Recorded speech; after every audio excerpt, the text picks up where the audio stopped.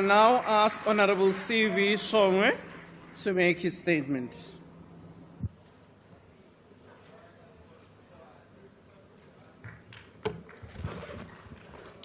Angibonge sihlalo.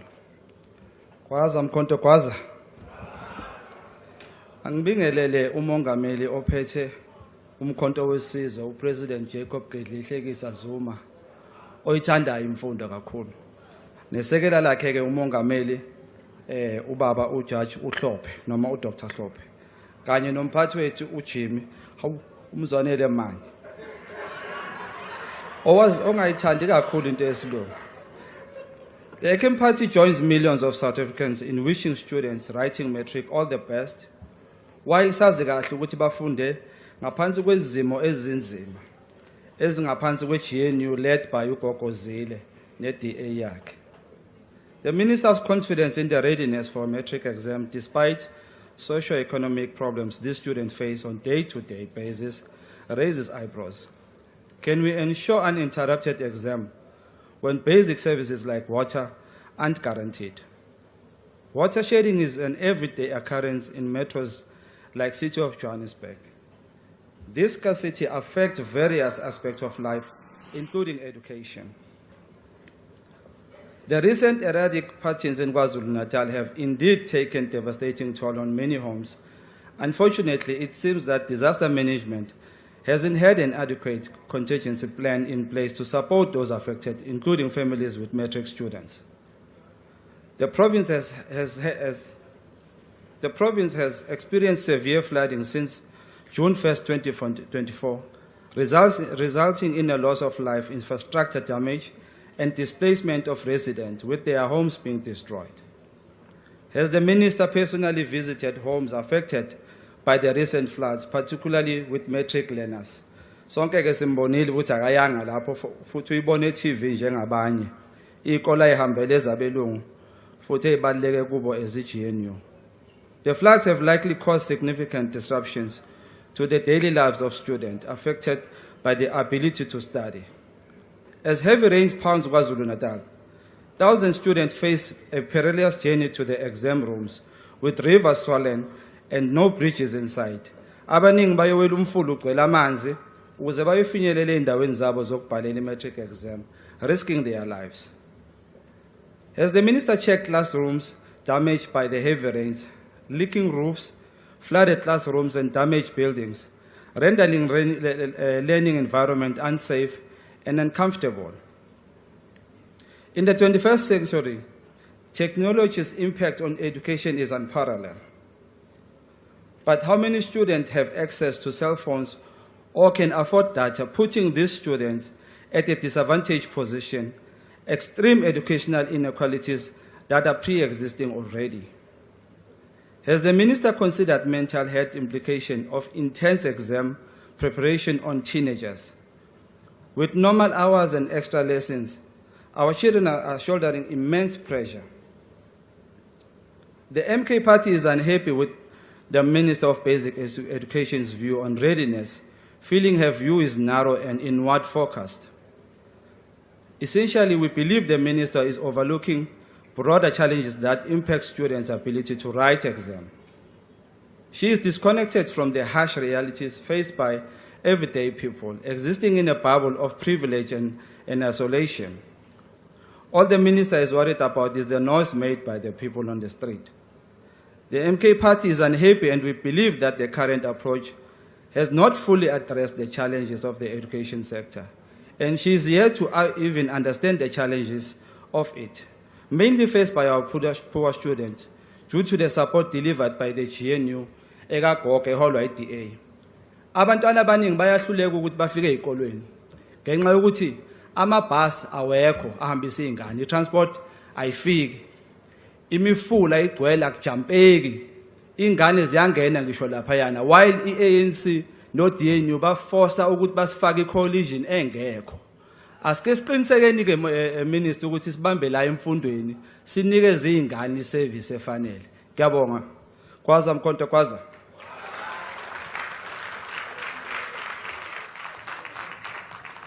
I now call on the Honourable Christians.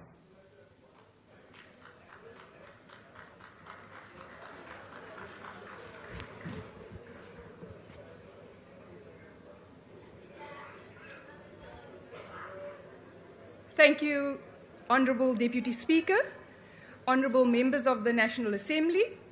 Minister, thank you for your comprehensive statement on the readiness for the 2024 National Senior Certificate Examinations.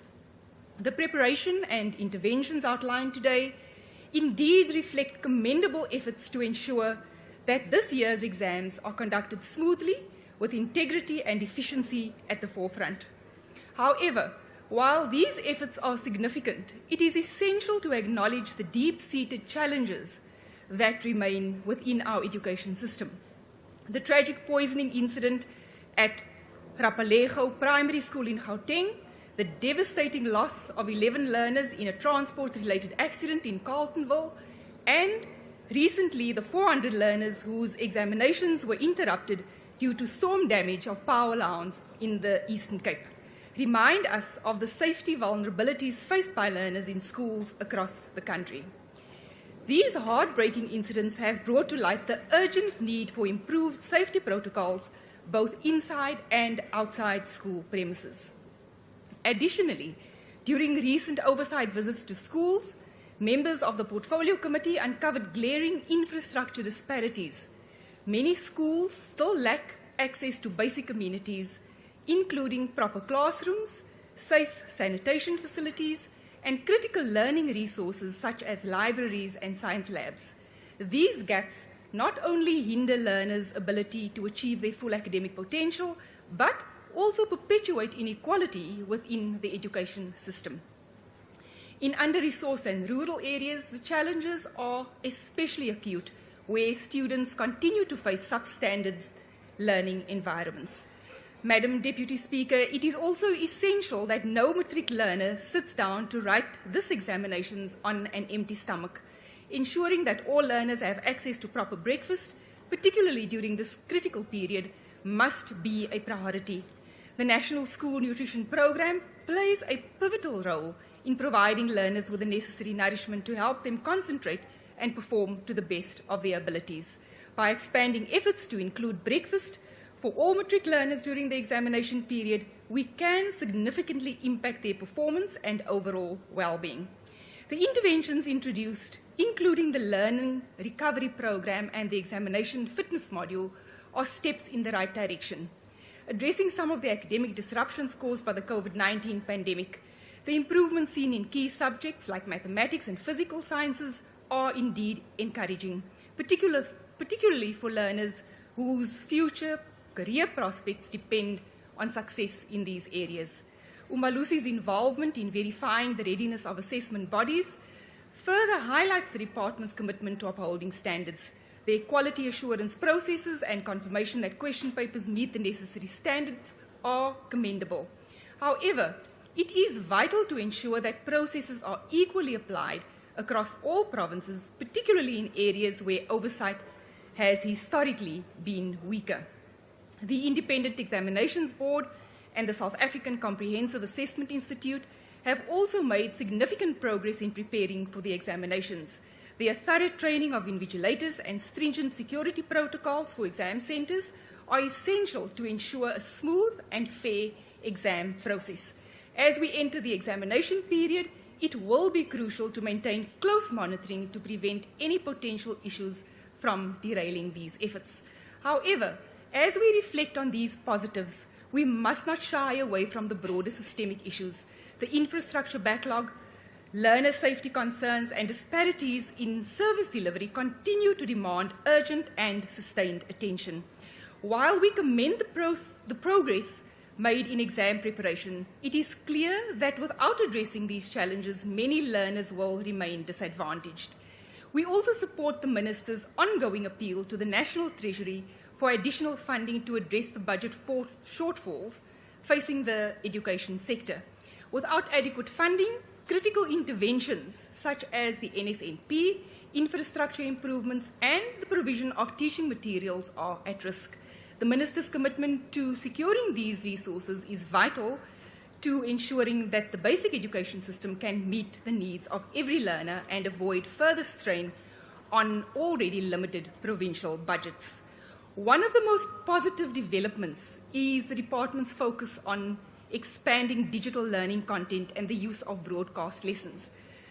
These tools offer great potential, especially for learners in under-resourced areas who may not otherwise have access to high-quality teaching in key subjects. However, digital inequality remains a substantial obstacle. While learners in well-connected urban areas may benefit from these advancements, these in rural areas often lack access to the necessary infrastructure such as reliable internet, devices, and electricity to fully participate in digital learning. This digital divide must be addressed if we are to ensure that all learners can equally benefit from the educational tools now available. An important factor that must not be overlooked is the emotional and psychological well-being of both learners and teachers during this critical exam period.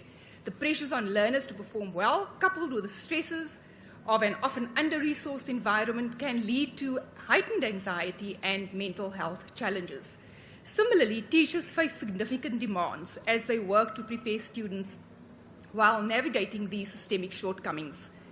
Ensuring that mental health support mechanisms such as counseling services and stress management resources are readily available is crucial to fostering a supportive and holistic learning environment to all involved. In conclusion, we appreciate the significant strides made by the department and Umalusi in ensuring the readiness of the 2024 National Senior Certificate Examinations. However, it is imperative that we continue to focus on both the progress and the challenges that remain. Our learners deserve nothing less than a safe, equitable, and well-resourced education system that prepares them for their future with confidence and pride. All the best, class of 2024. Thank you. I now call on the Honourable Mashabela.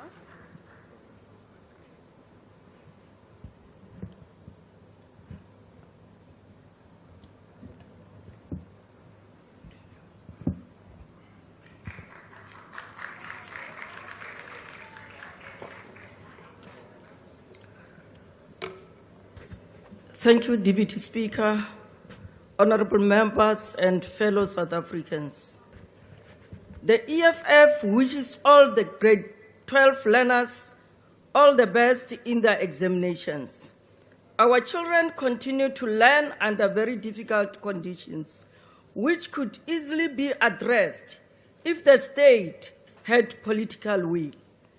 Majority of schools in the country do not have textbooks, which makes teaching and learning very difficult.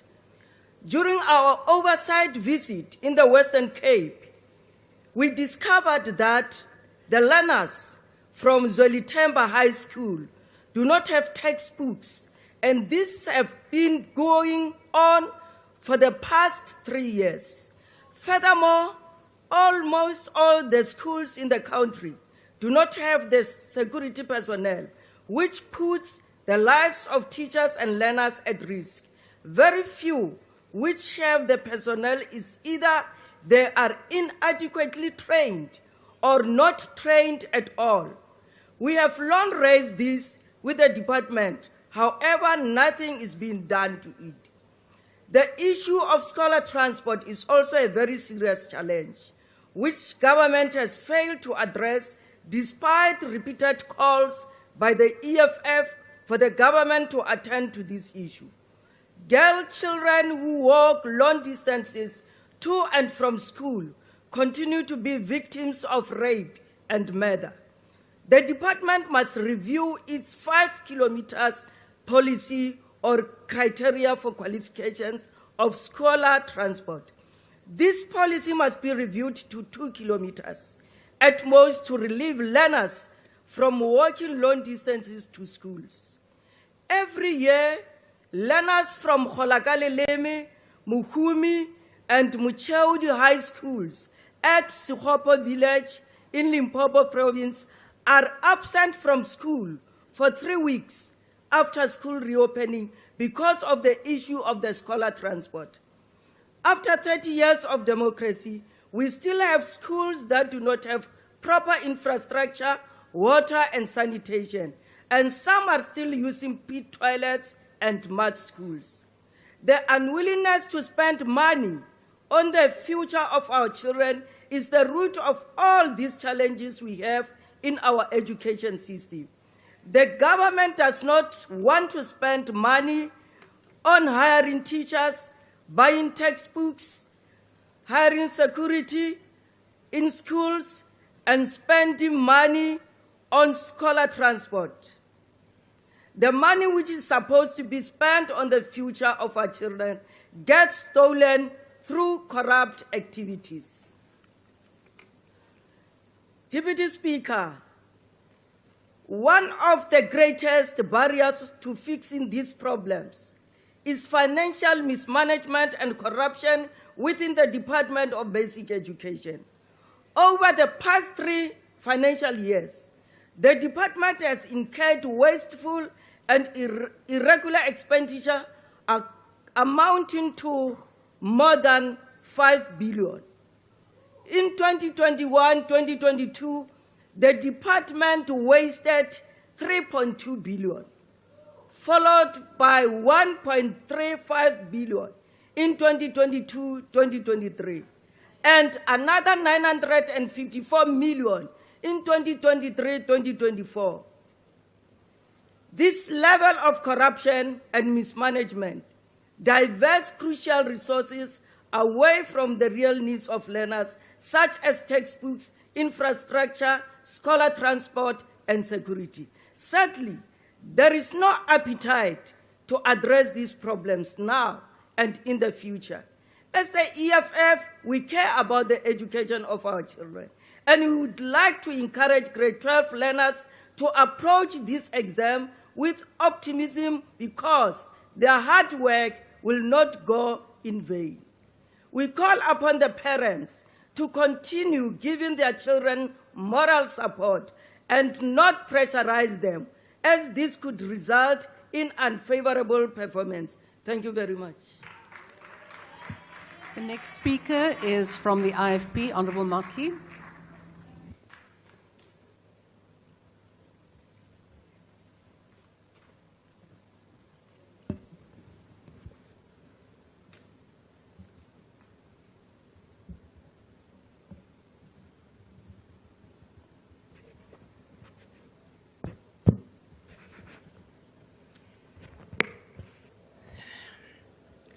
Honorable Deputy Speaker,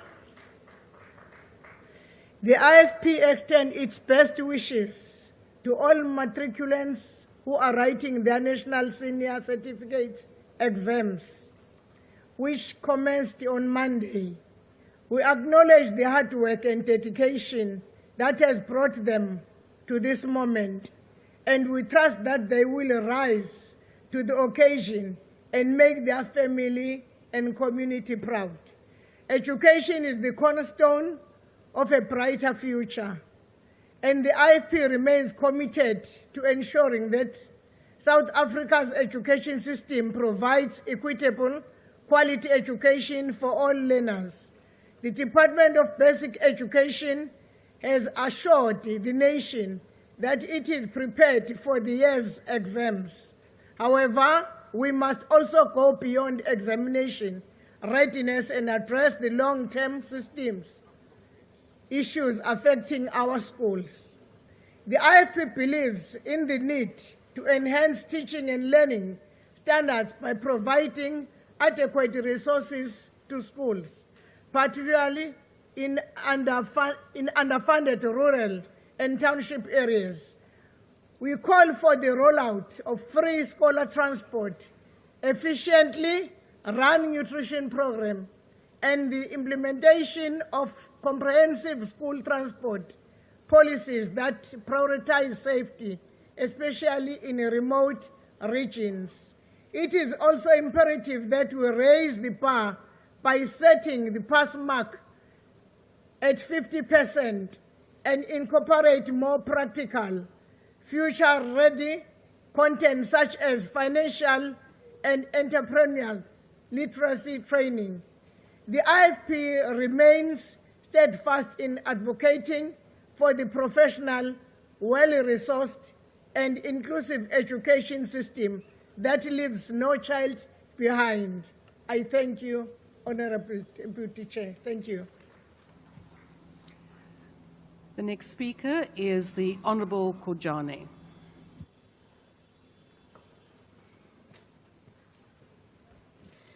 Thank you very much, Deputy Speaker.